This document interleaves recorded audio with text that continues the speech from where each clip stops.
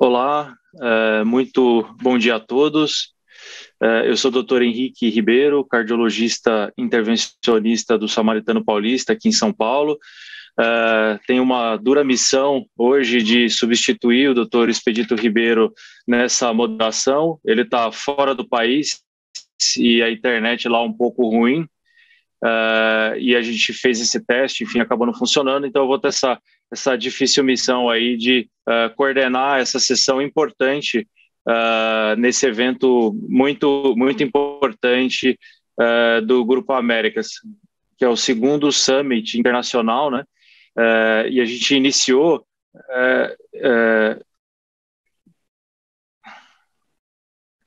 eu estou ouvindo um ruído no fundo.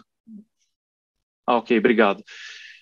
E eu acho que nada mais assim a calhar para seguir, né, depois de uma apresentação dessa utilização, né, da evidência para geração de valor em saúde, do que falar dentro da cardiologia sobre as doenças estruturais, né? A gente sabe que nos últimos anos, né, as doenças estruturais foram uma das áreas dentro da cardiologia que mais avançaram, que mais evoluíram, com uma série de novos dispositivos e novos estudos.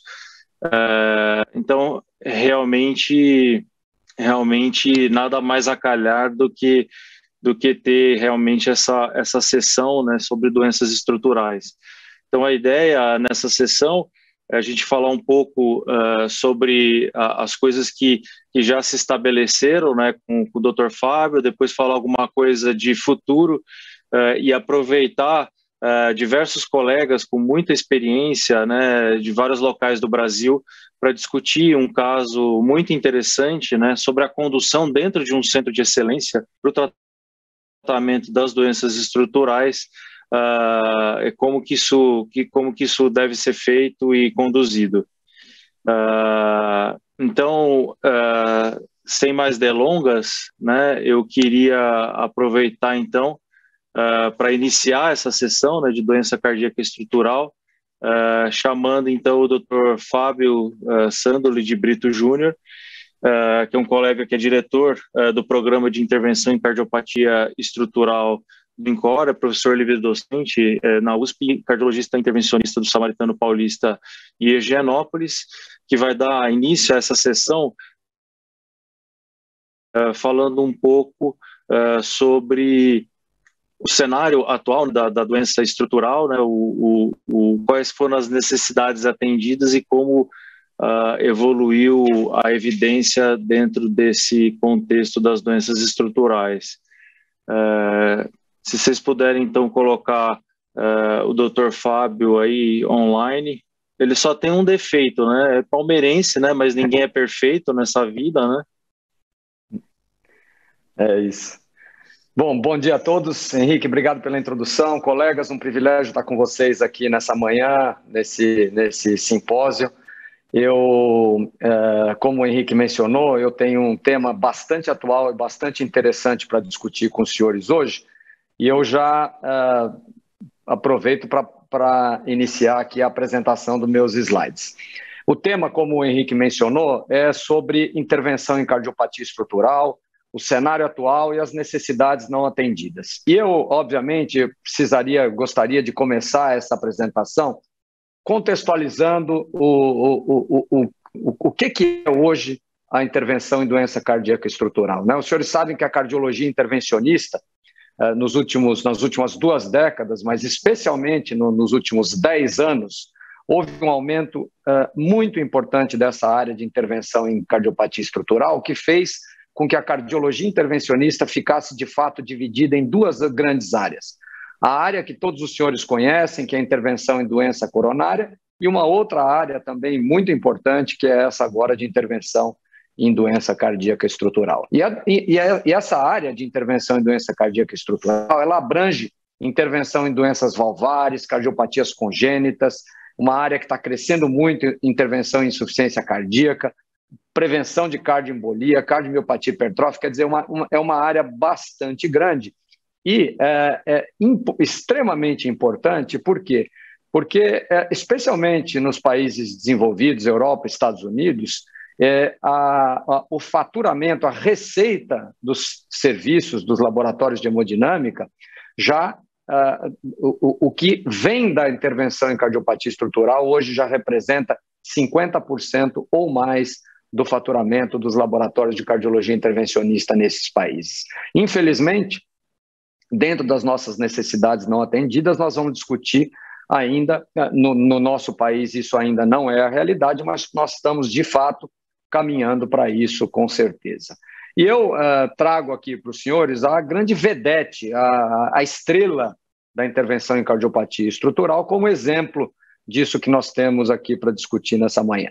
Então, vejam que já no ano que vem, o primeiro implante transcatéter de válvula aórtica já vai completar 20 anos. Quer dizer, não é uma tecnologia, um procedimento que está na sua infância, ele já amadureceu, já conquistou todo o espaço que precisava nesses 20 anos.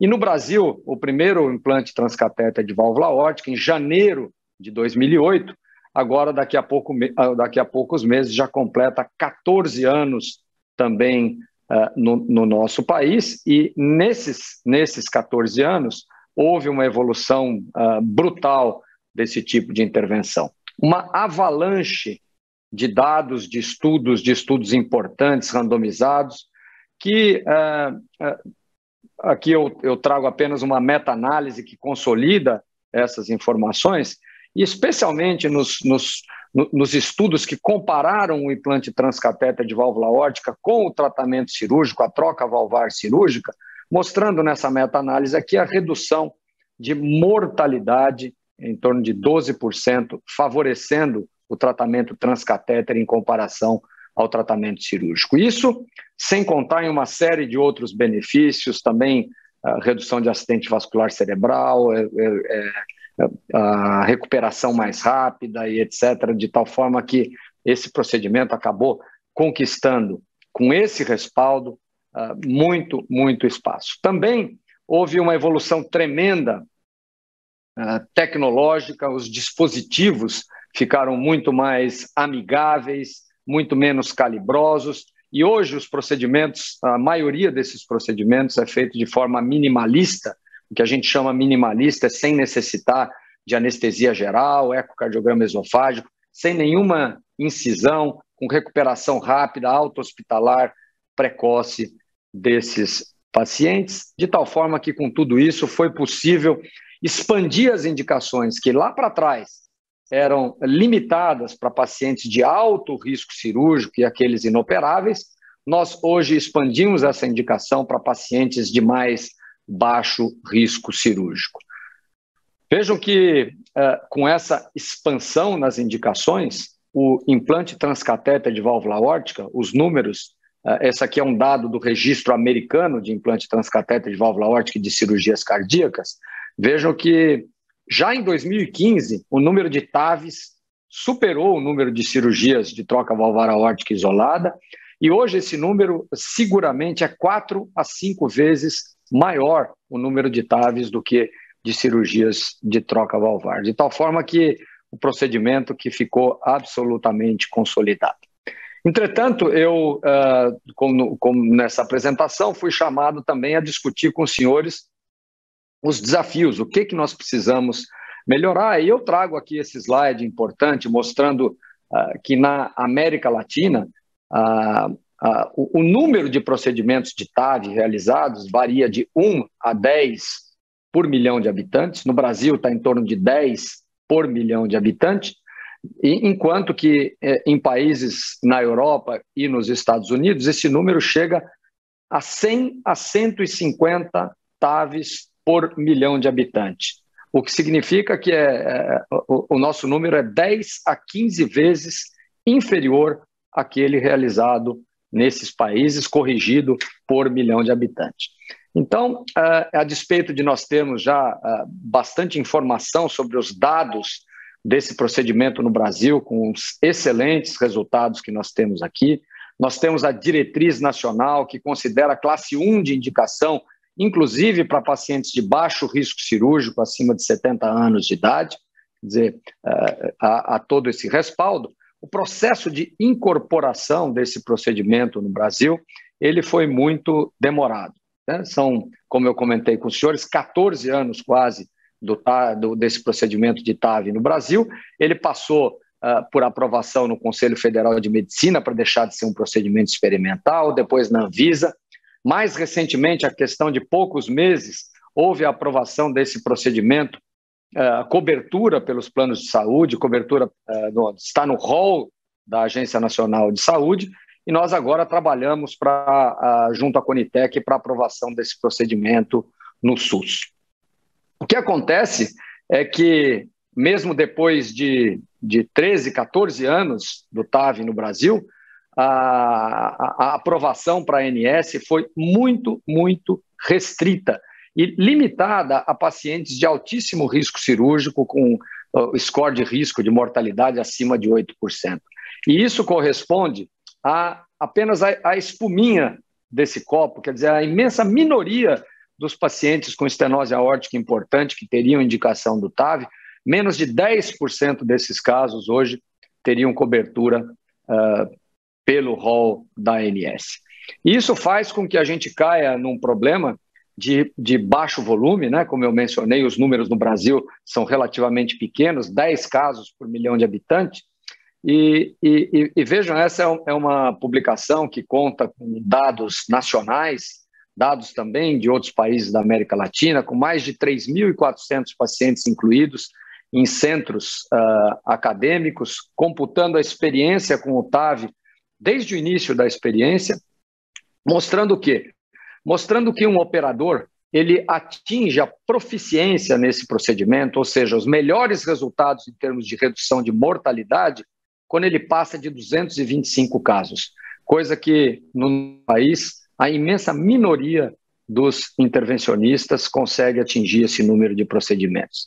Também, em relação aos centros, só se atinge os melhores resultados em termos de redução de mortalidade quando esse centro faz mais de 50 casos por ano.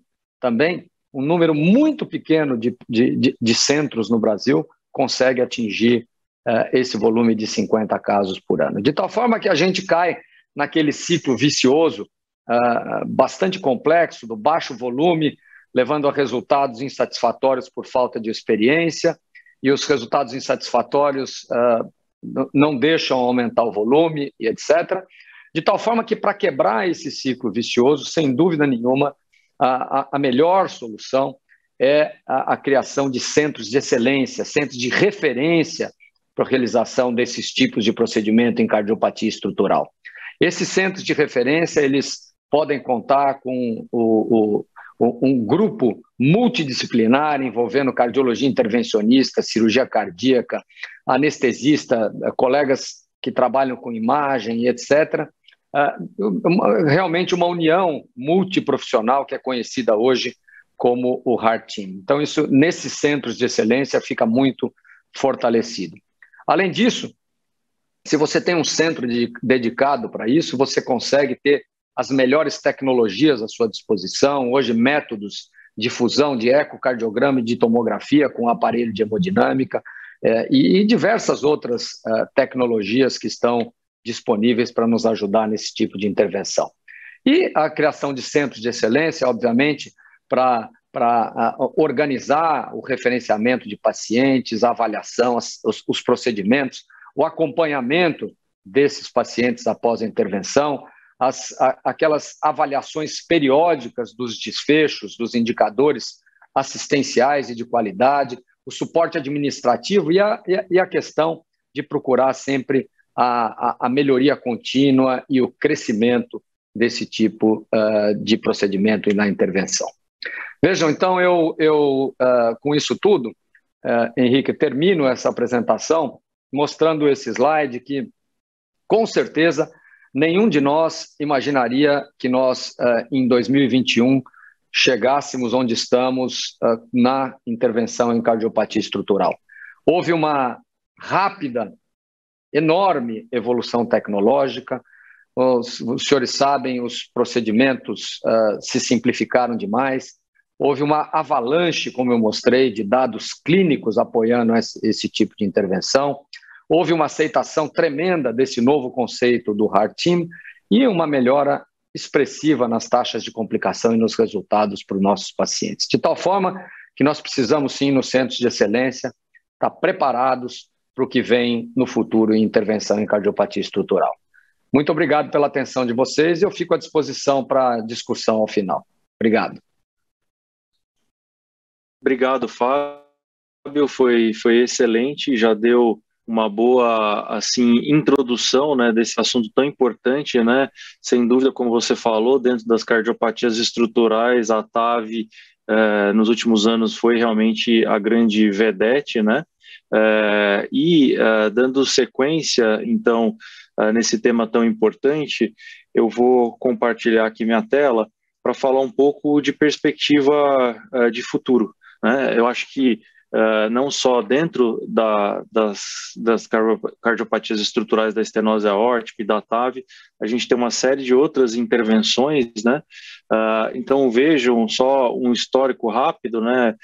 Como o Fábio já bem colocou, ao longo desses quase 60 anos, desde a década de 70, 80, com os balões de valvoplastia, depois na década de 90, né, com os dispositivos, os chamados Amplatzer para oclusores, né, de defeitos septais, décadas de 2000 com os diversos válvulas transcatéter aórtica. Não podemos esquecer que a primeira válvula transcatéter foi pulmonar, né, para um conduto, 2003 o MitraClip e mais recentemente na década de 2010, as válvulas mitrais transcatéter. E o Brasil também teve um papel com o desenvolvimento da válvula Inovar em 2008, né, pela Braille, né, realmente o Brasil também teve um pioneirismo, de tal forma que quando a gente fala, né, das doenças estruturais no geral, a gente está falando não só de defeito congênito, terapia valvar, mas também em vários dispositivos para insuficiência cardíaca e para prevenção de AVC. Então,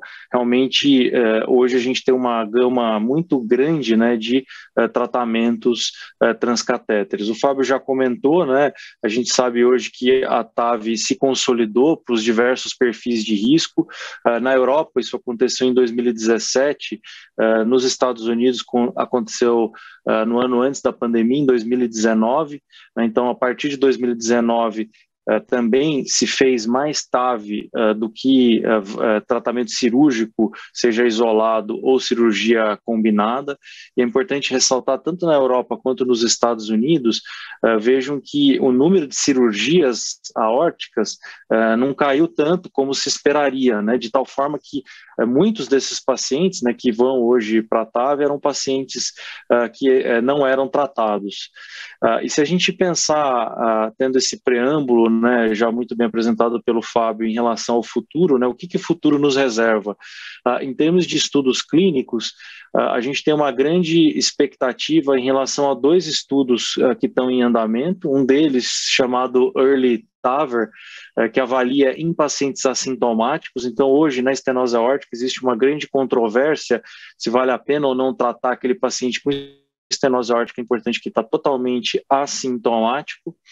Nesse estudo é feito um teste ergométrico, se ele é anormal, o paciente já vai para a TAV, vai para um registro, e se ele vai bem no teste ergométrico, aí ele é avaliado e randomizado para ficar só em tratamento clínico, né, isolado, ou TAV pela via de acesso transfemoral. Então, é um estudo importante que no futuro pode trazer uma nova indicação e um tratamento mais precoce naqueles pacientes com estenose aórtica considerados assintomáticos. E um outro estudo muito interessante e bastante importante também é o chamado TAVR Unload, que vai pegar pacientes com disfunção ventricular, fração de ejeção baixa, menor que 50%, e sintomáticos, apesar de tratamento otimizado, mas que tem estenose pelo menos moderada. Quer dizer, nesses pacientes, será que vale a pena, de maneira mais precoce, fazer antes a TAV em relação a apenas ficar em tratamento clínico isolado? Então, talvez seja um estudo interessante, né, que vai trazer eventualmente uma nova indicação, um novo cenário onde um tratamento intervencionista precoce com a TAV possa ter um benefício clínico para o paciente, evitar reinternação por insuficiência cardíaca, entre outros. Mas, sem dúvida, no contexto da estenose aórtica, a gente ainda tem uma série de gaps ainda para serem determinados. Por exemplo, na válvula aórtica bicúspide, não há nenhum estudo randomizado. Será que ele é necessário? Né? Tem a questão do early TAVR e do TAVR unload. Tem a questão também de alguns estudos mostrando trombose de folheto, tanto no paciente cirúrgico quanto na TAV, e qual que é o melhor regime da terapia antitrombótica após a realização do procedimento, se a utilização de dispositivo de proteção cerebral vão ser assim determinantes e usados na prática, inclusive no Brasil, deve chegar em breve. A questão, por exemplo, de manejo de distúrbio de condução, nós melhoramos muito o resultado da TAV, mas ainda a necessidade de marca-passo é um problema que atinge cerca de 10% dos pacientes. Acesso coronário no futuro, em especial quando a gente trata pacientes mais jovens, né, e saber se futuramente como vai ser o manejo desses pacientes mais jovens, né? Será que no mais jovem a gente vai fazer cirurgia e depois TAV, vai fazer uma TAV e depois cirurgia, depois TAV? Quer dizer, como que vai ser a sequência, pensando que muitos desses pacientes têm 50, 60 anos? Quer dizer, é uma série de questões ainda que são bastante importantes no manejo desses pacientes. E até pensar em novas tecnologias.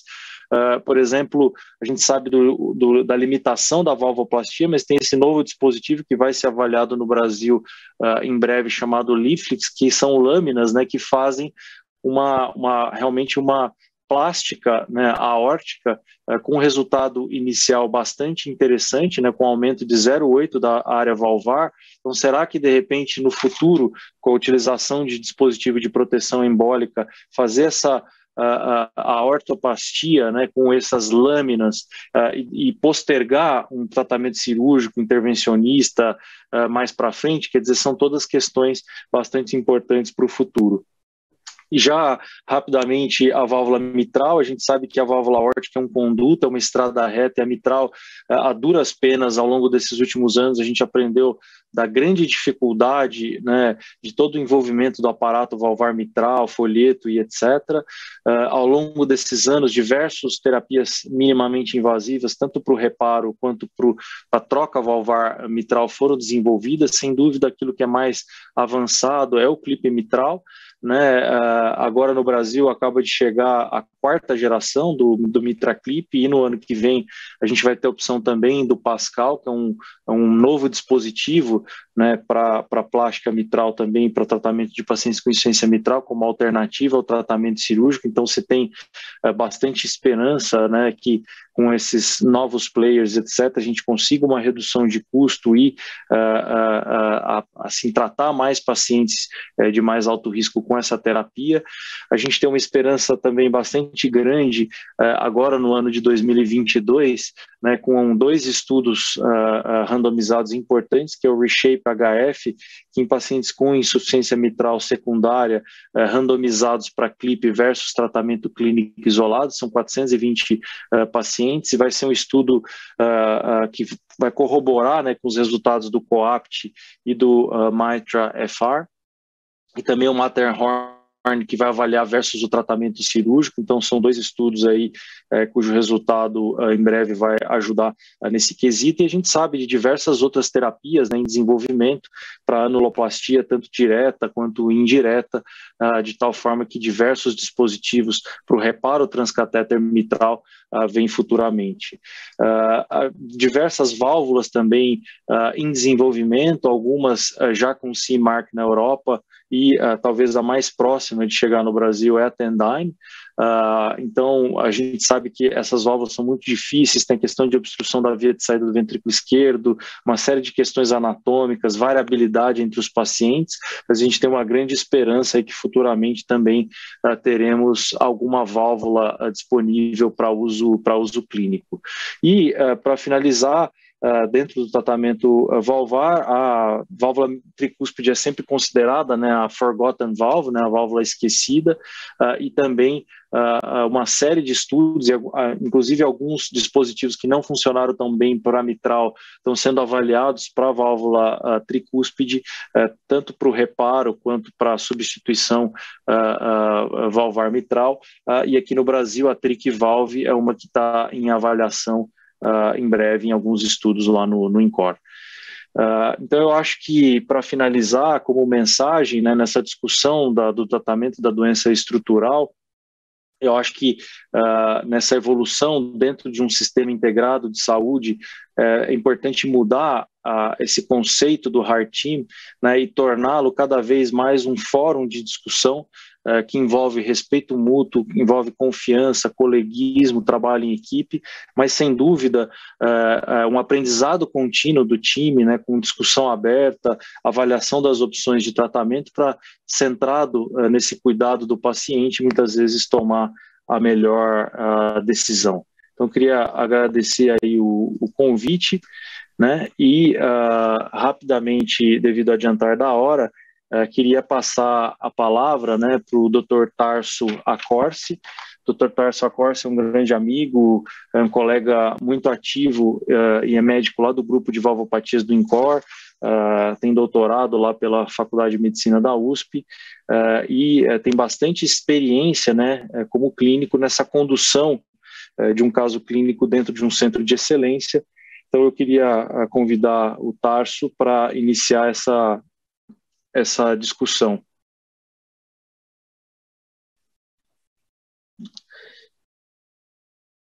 Tá ok. Então, antes de chamar o Dr. Tarso, a gente vai fazer um pequeno debate para aproveitar aí essa questão da discussão, né, das doenças estruturais, e eu queria convidar para fazer esse debate novamente o Dr. Fábio, né, Sandro de Brito Júnior. Queria convidar também o Dr. Eduardo Infante, que é presidente da Associação Portuguesa de Intervenção Cardiovascular, e queria convidar também um grande amigo, colega, o Dr. Alexandre Siciliano, que é médico, cirurgião cardiovascular do Instituto Nacional de Cardiologia e do Hospital Procardíaco. A gente vai fazer uma pequena, então, discussão antes do caso clínico, sobre essas doenças estruturais. Dr. Eduardo Infante, obrigado aí pela presença, né? A gente sabe que um dos pontos que a gente discute muito aqui na nossa realidade do Brasil é a questão da adoção, né, dessas novas tecnologias, né, dentro da cardiologia, cada vez mais novos devices com um custo elevado, né, e eu queria saber, assim, da sua realidade local, como tem sido isso, essa adoção dessas novas tecnologias, como que vocês têm feito para conseguir, né, implantar isso de uma maneira mais sistemática e mais difundida aí para o sistema de saúde? Bom, muito bom dia a todos, muito obrigado pelo convite, é uma honra participar neste Summit com a excelência de apresentações e com colegas distintos de renome internacional. Em Portugal, logicamente, sentimos as mesmas restrições na implementação de tecnologias que são muito onerosas, e sobretudo nos primeiros anos, os primeiros 5 anos de implementação das TAVIs e da intervenção mitral, tivemos muitas dificuldades na aprovação e na obtenção do reimbursement. Devo dizer que, pelo empenho dos profissionais das sociedades científicas, foi possível sensibilizar os decisores políticos de forma a que progressivamente desbloquear o acesso a estas tecnologias. Temos também em Portugal uma história de grande sucesso, que é a aplicação da iniciativa Valve for Life, que é uma iniciativa europeia da EAPCI e que desempenha um papel importante na sensibilização da opinião pública, na mobilização dos doentes, dos profissionais de saúde e dos decisores políticos, de forma a que os doentes tenham garantida a acessibilidade a estas técnicas. Hoje estamos numa discussão importante em Portugal. Nós também desenvolvemos um modelo de centros de excelência, como mencionou o Dr. Fábio, E neste momento a grande discussão é qual é o limite de crescimento destes centros de excelência. Se devemos persistir em manter centros de excelência para todos os doentes que necessitam de uma intervenção estrutural, ou vamos ter que, a médio prazo, pensar em estender algumas destas intervenções a outros centros de menos volume, designados centros periféricos, como fizemos com a intervenção coronária há 15 ou 20 anos atrás. Esta é uma questão essencial para garantir a acessibilidade nos próximos anos. O número de doentes com estenose aórtica vai aumentar exponencialmente e poderá não ser possível garantir que o tratamento destes doentes seja todo executado em centros de excelência, e é importante promover a discussão para que esses doentes possam eventualmente ser tratados noutros centros sem prejuízo da qualidade. E essa é, neste momento, a discussão que está na ordem do dia, como é que pode ser feita em segurança e como é que pode ser organizado, ainda assim com equipas multidisciplinares e com o apoio, mesmo que à distância, de equipas experientes, incluindo cirurgiões cardíacos. Perfeito. Falando em cirurgião cardíaco, a gente tem aí o Dr. Alexandre Siciliano, que é um colega cirurgião que também atua dentro desse contexto, né, do transcateter e tem bastante experiência. Alexandre, como que você vê, que acho que esse é o grande desafio que a gente tem hoje, né, em nosso país, né? A gente teve, como o Fábio mostrou, né, por uma atuação grande de diversos colegas das sociedades, etc., a incorporação da TAV, né, dentro do hall de procedimentos, inicialmente, atualmente apenas para pacientes de muito alto risco, né, acima de 75 anos, mas como que você vê essa necessidade, né, de muitos pacientes, por exemplo, que precisam, às vezes, de um clipe mitral, ou às vezes um paciente de 60 anos, 65 anos, que tem uma aorta em porcelana, enfim, como que você vê dentro desse centro de excelência e essa questão da incorporação em nosso país, como que você vislumbra isso aí nos próximos anos? Muito obrigado, Henrique. Obrigado pela comissão organizadora, pela oportunidade de estar aqui com vocês. É um privilégio, uma honra. Eu queria começar dizendo que fiquei muito feliz de ver as apresentações, né, tanto a sua, Henrique, quanto a do Fábio, que tiveram a oportunidade de nos posicionar de forma bastante contemporânea e abrangente sobre não só o procedimento em si, tudo que está disponível e tudo que ainda tem por vir em termos de intervenção transcatéter, mas também pincelam, né, o foco e o mote principal desse simpósio, desse summit, que é a integração do cuidado e a avaliação do ciclo de cuidado como um todo. E eu acho que, para responder essa sua questão, deixar um pouco de pensar simplesmente na intervenção em si e passar a enxergar todo o processo sistêmico envolvido para que essa intervenção possa ser feita é importante, porque se a gente não pensar de forma sistêmica, é pouco provável que a gente venha garantir acesso e affordability para incorporação de técnicas e tecnologias que, sem dúvida, incorporam custo. E hoje, essa é uma das principais restrições dos sistemas de saúde no mundo todo. Acho que isso também já foi bem discutido. O Fábio fez uma menção bastante interessante, apropriada, e você, Henrique, me pergunta sobre isso, né, sobre o tempo em que o Brasil levou para aprovar um procedimento de tão grande impacto na qualidade de vida e perspectiva de vida de pacientes como a intervenção transcatéter na válvula aórtica.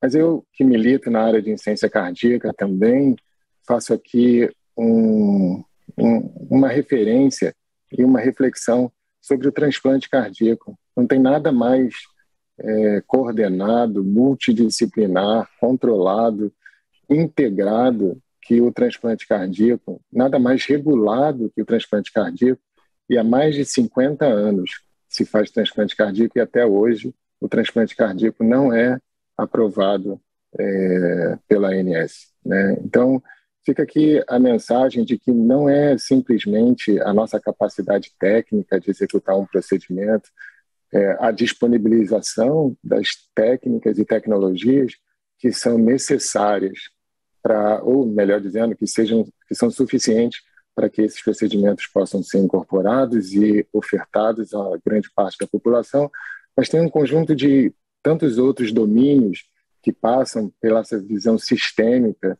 né, de sistemas de saúde e tangenciam a política e relacionamento para que esses procedimentos de fato possam ser incorporados e, de alguma forma, impactarem a vida das pessoas, né? Então, acho que fica aqui a minha reflexão sobre tudo que está envolvido, mas, sem dúvida nenhuma, a minha percepção é de que se a gente não alinhar com a visão que o Dr. Migliori ontem nos posicionou sobre insights clínicos, tecnologia e analytics, a gente eventualmente perde a oportunidade, né, de construir centros de excelência que, de fato, sejam capazes de integrar o cuidado e gerar valor para cada paciente e para o sistema como um todo.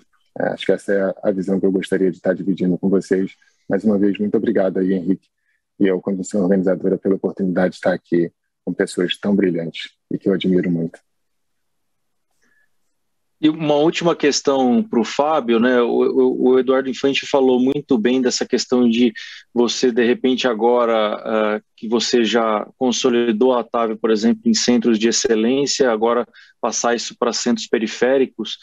Como que você vê isso, Fábio, no nosso meio? Assim, você acha que essas novas tecnologias, esses tratamentos de alto custo, eles devem ficar restritos a esses centros de excelência, ou você acha que com a maturidade que a gente aprendeu com outras técnicas, como o Alexandre muito bem colocou da angioplastia, o Eduardo falou também, enfim, como que você vê isso no nosso meio? Bom, Henrique, essa é uma questão que é uma questão assim, de muito difícil resolução. Por quê? Porque, por exemplo, em Portugal, a gente estava mencionando aqui que no Brasil a gente faz 10 casos por milhão de habitantes.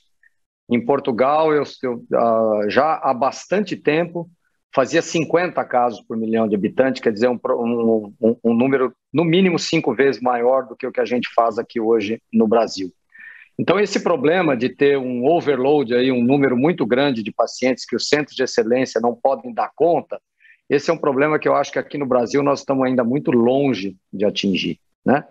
Então, esses procedimentos mais complexos, que exigem experiência, exigem integração com outras áreas, esses procedimentos, no meu entendimento, a melhor forma de se iniciar é sem dúvida nenhuma, em centros de excelência.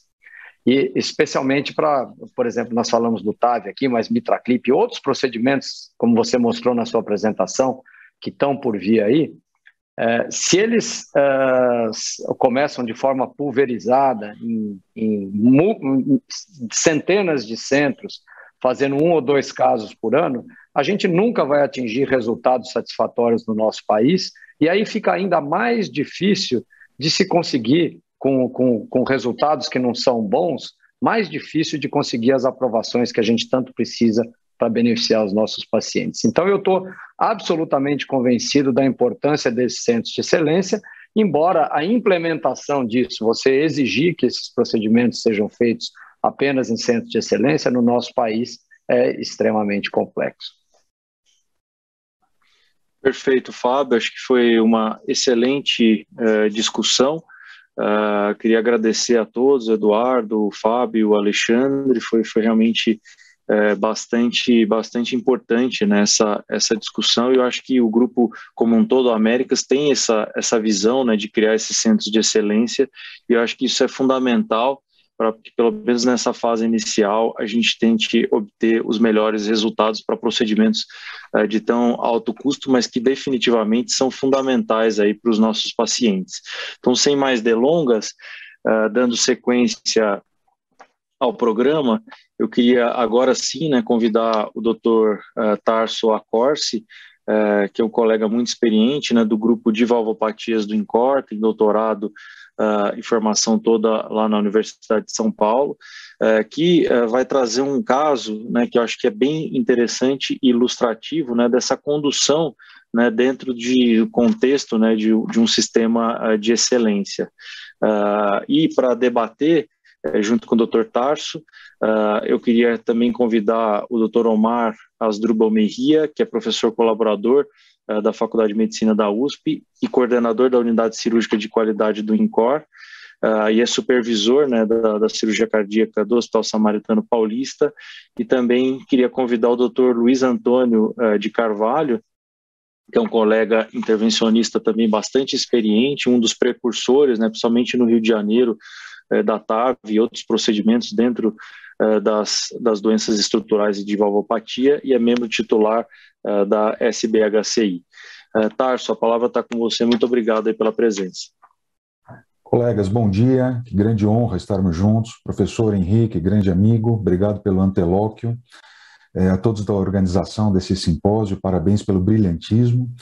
E nesses próximos minutos, de forma rápida e objetiva, vou apresentar 2 casos da grande estrela da cardiopatia estrutural, que é os pacientes portadores de estenose aórtica. E o Henrique falou um casinho, na verdade eu vou apresentar 2 casos rápidos para poder ter a discussão do professor Omar e do professor Luiz Antônio de Carvalho, né? Então, a condução em um sistema de excelência. Então, nós atendemos este senhor de 76 anos, um paciente do sexo masculino, que se queixava ativamente de uma dispneia há 6 meses. Ele não tinha um segmento médico regular, não tinham queixas ao longo da vida que chamasse atenção e nitidamente, há 6 meses, começou a ter uma dispneia progressiva e começou a ficar com sintomas limitantes às suas atividades habituais. Ele reduziu essas atividades, ficou minimamente mais confortável e há 3 meses, mesmo com essas atividades mais reduzidas, também iniciou um quadro de angina típica aos esforços. Quando fomos examiná-lo, tinha um pulso não diagnóstico. Já tem aqui um sopro, para o Dr. Omar relembrar o sopro aqui da estenose aórtica. O paciente tinha uma frequência cardíaca de 88, a pressão 132/72, não apresentava sinais de congestão direita ou esquerda, e a ausculta cardíaca, este sopro aqui que eu evidenciei para vocês, um sopro crescendo e decrescendo, típico de estenose aórtica. O pico mais para mesotelesistólico, houve a extensão do exame físico com o point of care ultrassom e a beira-leito já era possível ver uma hipertrofia do ventrículo e uma nítida calcificação em topografia da válvula aórtica. Obviamente, esse paciente teve uma anamnese completada. Ele sabia ser hipertenso há 12 anos, sabia ser diabético tipo 2 há 6 anos e tem um antecedente de tabagismo com uma quantificação aqui de 30 anos maço. Fazia uso destas 5 medicações, controle do diabetes com insulina, fazia uso da aspirina ou mesartana e atorvastatina.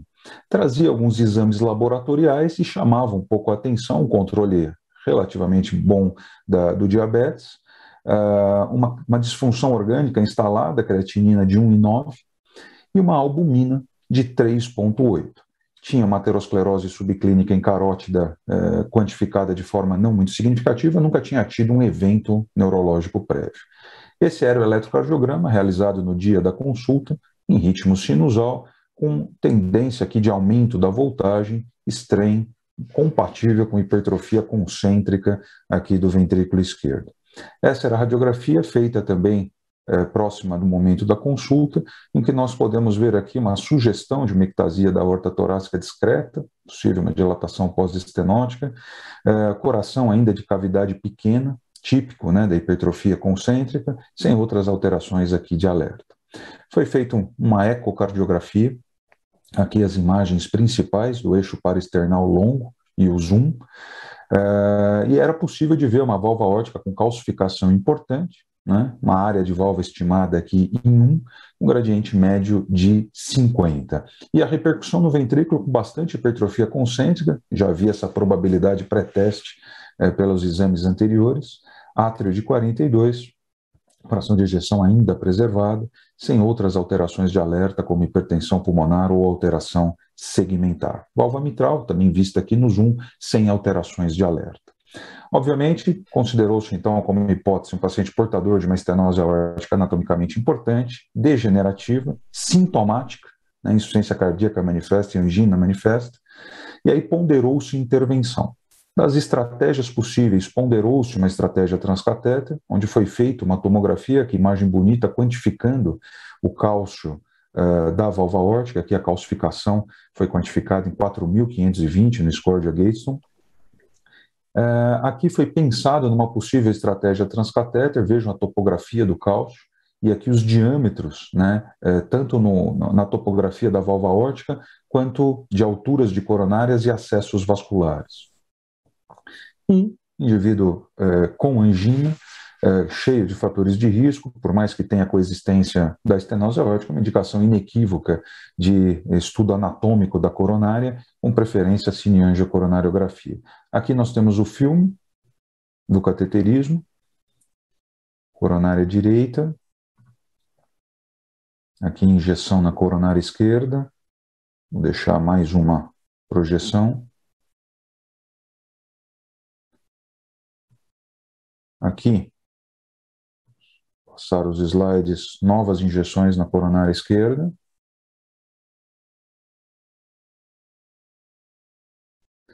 E aqui talvez fique mais claro, a lesão significativa em tronco de coronária, também tem lesão em artéria circunflexa e descendente anterior. Paciente portador também de uma doença coronariana complexa. Nova imagem. Acho que ficou bem claro, passar mais uma vez. Perfeito. Usamos algumas ferramentas auxiliadoras para mensurar qual seria o risco estimado desse paciente ser submetido ao tratamento cirúrgico convencional. Então, aqui o Euroscore 2 apresentou essa pontuação de 4,89. O STS apresentou essa pontuação de 4,6.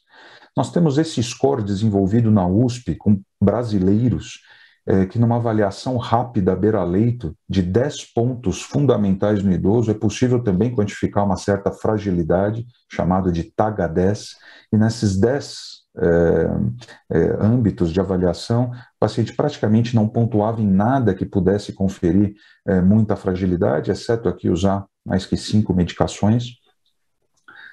Tem esse score mais específico, já publicado há 4 anos, o EFT, em que ele tinha albumina boa, a hemoglobina boa, não apresentava nenhum déficit cognitivo e tinha um get up and go bom, né? Então isso aqui também é um marcador independente de risco para estratégias cirúrgicas e transcatéter zero. Então nós nos deparamos do novo normal, né? São pacientes idosos, portadores de cardiopatia estrutural, aqui no caso a estenose aórtica, e que não se encontram nos dois extremos clássicos.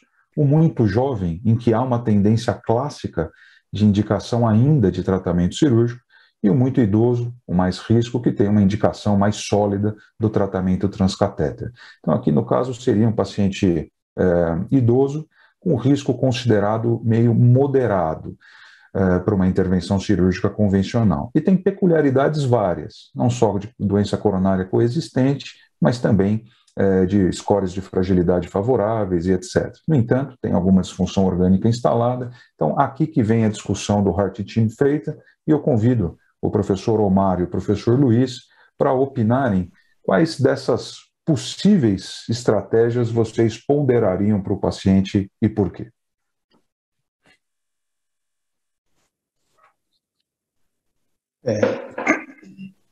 Obrigado, Tarso. Obrigado a todos os colegas que estão aqui com a gente. É uma honra estar aqui com vocês. Só falar uma coisa em relação à apresentação do caso. Falar antes que tudo integral na saúde realmente gera valor e são estes ciclos que melhoram os cuidados. Tá? Em relação ao caso apresentado, muito interessante, Tarso, eu queria começar falando uma coisa muito importante para o nosso cenário, que não tudo o que pode deve ser feito. Tá? Em relação a resultados cirúrgicos, focando novamente nos grandes centros, como tem sido falado na palestra anterior, os resultados cirúrgicos têm melhorado muito no nosso cenário no país, nos grandes centros. E, inclusive, com valores similares aos internacionais. E nos tempos de internação também temos melhorado muito nos grandes centros. Então, esse é um contexto, obviamente, isso está embasando a minha escolha no caso. Trata-se de um paciente rígido, totalmente rígido, com uma expectativa e uma qualidade de vida muito boa em longo prazo, muito boa. Um paciente multiarterial diabético, ele, assim, como que eu vejo ele na escolha, eu escolheria, obviamente, o item tratamento cirúrgico para esse paciente, tá? Que seria a possibilidade 8, acho que 8 que você colocou.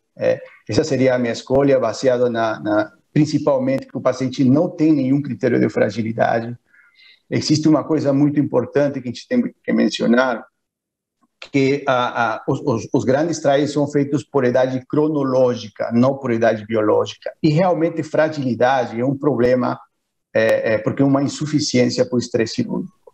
Então, esse paciente não é frágil, a minha escolha é cirúrgica. Perfeito. Professor Luiz, como você pondera as informações que a gente trouxe para esse caso? Bom dia a todos, é um prazer muito grande estar aqui com vocês. Espero que vocês estejam me ouvindo bem. Nesse caso, na verdade, eu acho que eu concordo com o Oscar quanto à indicação cirúrgica. Mas algumas ponderações a gente precisa fazer. Na verdade, ele não é um doente 100% rígido, é um doente diabético com uma insuficiência renal manejada clinicamente, e que isso pode ser um complicador importante num pós-operatório desse paciente. Embora ele seja um doente multivascular com uma estenose aórtica grave, esse paciente, se fosse caracterizado como um paciente de alto risco cirúrgico, ele não seria um paciente de intervenção percutânea proibitiva. Acho que a angioplastia nesse paciente, embora tenha uma lesão de tronco, uma doença multivascular, ela é tecnicamente possível e, obviamente, a intervenção por catéter, por via femoral, me pareceu possível. Eu não consegui analisar perfeitamente os acessos, mas, sendo possível a intervenção, a troca valvar por via femoral. E, sendo possível a angioplastia, se esse paciente fosse um paciente de altíssimo risco cirúrgico, eu não teria nenhum problema em indicar a TAV. Mas, para esse contexto de paciente, hoje, eu acho que ainda a melhor opção de tratamento para ele é uma opção cirúrgica. Exatamente por, obviamente, se tratar de um doente multivascular, diabético, com uma lesão de tronco importante, uma lesão e uma estenose aórtica grave. Perfeito. Acho que a história natural da doença tem péssimo prognóstico, pelo menos aí 1% de morte por mês, uma alta porcentagem por ano. O próprio prognóstico da doença coronariana desse paciente é ruim, e praticamente se afasta aqui a possibilidade de tratamento clínico com manejo apenas de controle de sintomas da válvula aórtica. Então, realmente, a gente precisaria ponderar entre o tratamento cirúrgico convencional associado à revascularização ou o tratamento transcatéter com tratamento também percutâneo da doença coronária. E houve uma ponderação, como o professor Omar discutiu e o professor Luiz discutiu, a exposição para o paciente dos riscos e benefícios de cada estratégia, e optou-se por tratamento cirúrgico em concordância com o paciente, né? Então, aqui um exemplo da descida da prótese aórtica na troca da válvula, aqui a revascularização cirúrgica em animação, e nós tivemos aqui um excelente resultado em que não houve uma intercorrência maior. O paciente teve alta no 5º pós-operatório, uma reabilitação progressiva ao longo de um mês, tornando-se assintomático da insuficiência cardíaca e de angina, e o ecocardiograma após, com tratamento da válvula aórtica, né, com a prótese sem alterações de alerta, mantendo ainda um pouco da sua hipertrofia concêntrica, esse eco aqui ainda num contexto muito recente no pós-operatório, sem outras alterações de alerta. A prótese que foi colocada talvez permita, com alta segurança, um valve-in-valve no futuro, inclusive permitindo a expansão um pouco do anel valvar aórtico. Então, isso foi também ponderado para esse paciente. Então, a avaliação minuciosa que foi feita no pré-operatório fez com que, das várias possibilidades que nós temos para tratar o paciente, talvez o melhor caminho fosse tomado, sempre vendo a opinião e preferências pessoais, e quando tudo vai bem feito, o resultado também foi muito interessante. Aproveitar rapidamente aqui esses poucos minutos que nos faltam para um segundo caso, uma senhora com a mesma idade do paciente anterior, com a mesma queixa, também vinha recentemente com uma dispneia nesses últimos meses, e ela chegou a ficar limitante, ela teve uma autolimitação e ficou minimamente mais confortável ao evitar maiores esforços. Não tinha angina. E, quando fomos examiná-la, tinha um exame físico típico de estenose aórtica importante. Ela tem um antecedente muito significativo que, há algumas décadas, fez um tratamento cirúrgico de revascularização miocárdica, com enxerto arterial e 2 enxertos venosos. E também teve uma angioplastia há 7 anos. Sabidamente tinha vários fatores de risco para doença coronária de longa data e vinha com um tratamento medicamentoso comportamental com controles razoavelmente atingidos aqui do alvo metabólico. Chamava a atenção aqui uma albumina já um pouco reduzida e com o mesmo grau de aterosclerose carotídea demonstrado ali no caso anterior. Esse aqui é o eletrocardiograma, mostrando uma típica sobrecarga aqui de ventrículo esquerdo. E aqui a radiografia de tórax da paciente também mostrando aqui um coração de cavidades pequenas. Fizemos o ecocardiograma, que também demonstrou uma estenose aórtica muito similar à do caso anterior. Um alto grau de calcificação aqui na válvula aórtica, que dá para ver no eixo paraesternal e aqui no Doppler. Gradiente médio de 50, com uma área estimada de 1, um pouco menos de repercussão no ventrículo, septo de 11, parede de 11, mas sem outras alterações de alerta. Aqui a tomografia, também com uma calcificação em topografia aórtica significativa, 2.542, já chama um pouco a atenção uma certa calcificação em topografia de aorta torácica. Aqui são medidas, Luiz e Omar, que foram feitas na tomografia, pensando na estratégia transcatéter. Então a gente sempre avalia o paciente ponderando as duas possibilidades terapêuticas mais comuns, né? Então nós temos um tratamento cirúrgico e temos a estratégia transcatéter. Então aqui era o perímetro e a área dessa paciente. Aqui o ósteo, né, a altura dos ósteos das coronárias. Aqui o acesso coronariano, acesso femoral, né, através da tomografia. Cada vez mais as imagens trazem uma ideia muito mais fidedigna, né, da anatomia como ela é, com diâmetros bem favoráveis. O cateterismo mostrava os enxertos pérvios e o stent também de 2014 pérvios. De forma resumida, não havia lesões desprotegidas. Ela também, quando aplicamos uma ferramenta auxiliadora, mostrava um score de risco intermediário pelo Euroscore.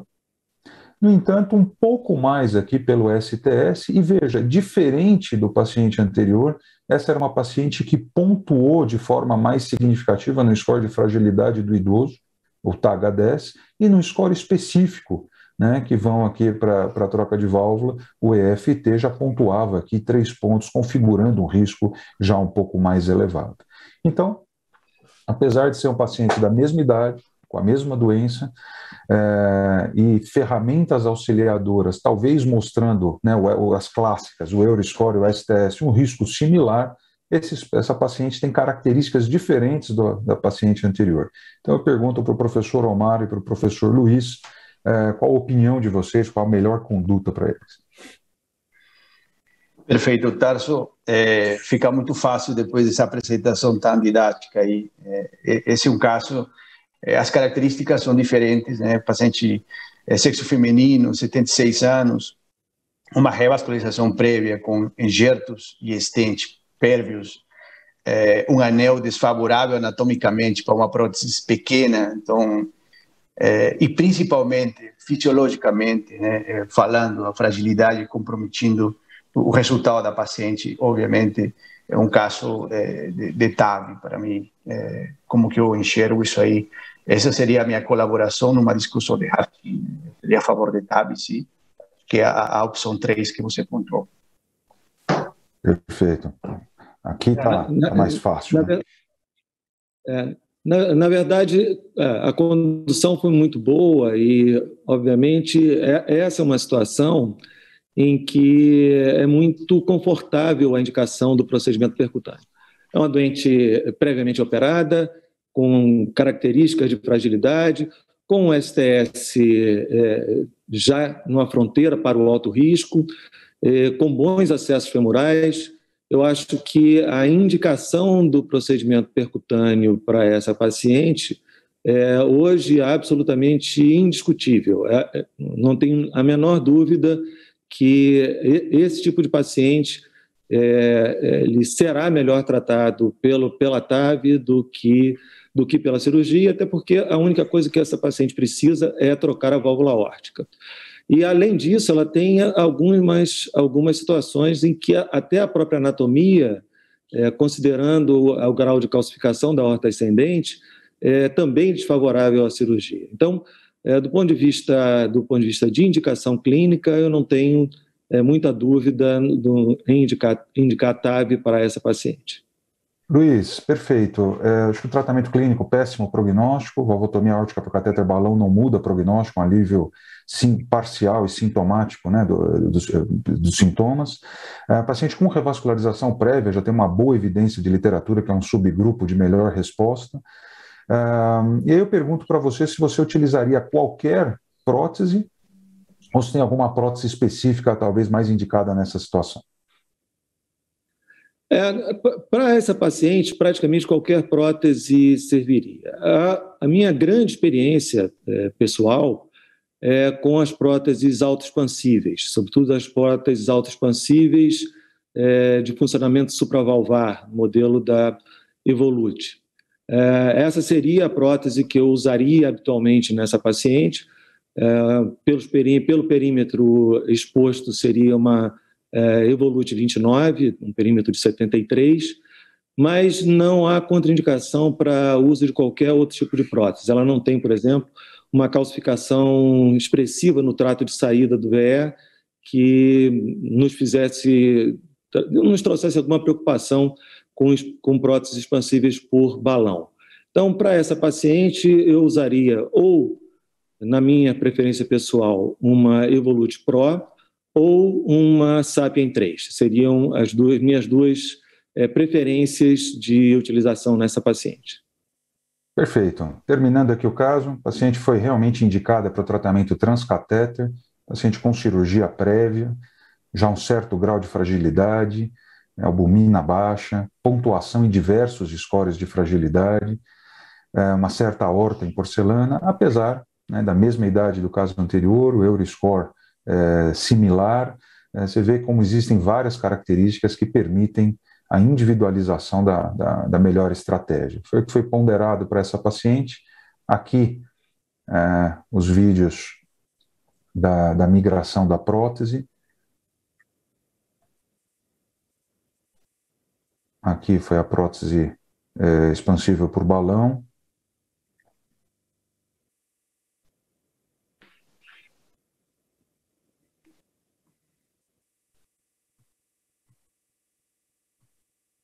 E aqui, a expansão da prótese.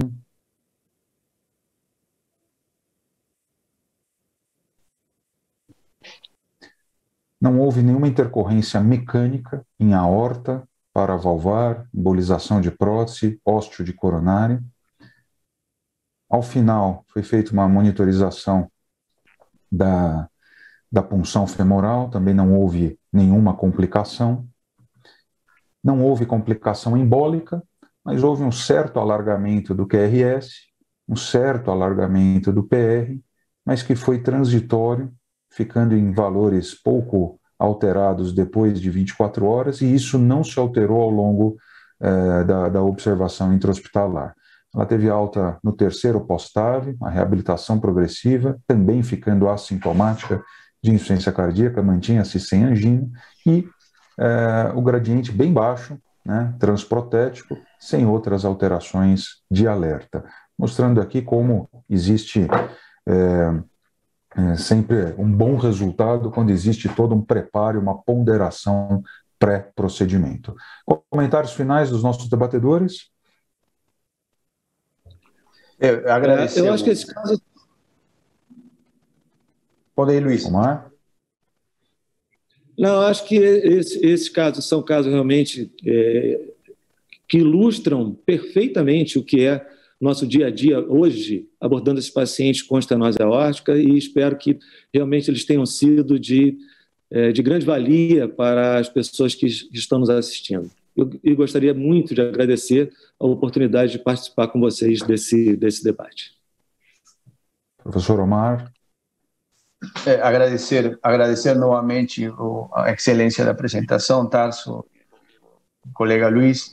Eu acredito que é isso que faz melhor para o paciente, isso que gera valor, aquela discussão ampla, onde a gente inclui não só características ou diretrizes, né, características também do paciente, aceitação do paciente de uma forma mais transparente. A transparência que vai ter um impacto no futuro em relação aos melhores resultados. Obrigado. Perfeito. Mostramos aí 2 casos da vida como ela é, a grande estrela da cardiopatia estrutural estenose aórtica, que provavelmente é a grande questão, na maior parte das vezes, que vai ser discutida em Heart Team. Queria agradecer a todos mais uma vez pela oportunidade, professor Henrique, que comandou essa sessão desde o início, demais colegas da organização, Omar, Luiz, parabéns a todos, obrigado mais uma vez. Um grande abraço a todos, bom simpósio. Obrigado. Perfeito, Tarso, colegas, foi excelente a sessão, né, debatendo a doença cardíaca estrutural em um centro de excelência. Acho que foi realmente muito produtiva a sessão, e a gente vai agora para um intervalo rápido, e na sequência volta com o tema de insuficiência cardíaca, também muito importante dentro da cardiologia. Um abraço a todos, obrigado mais uma vez pelo convite aí, parabéns pelo excelente simpósio.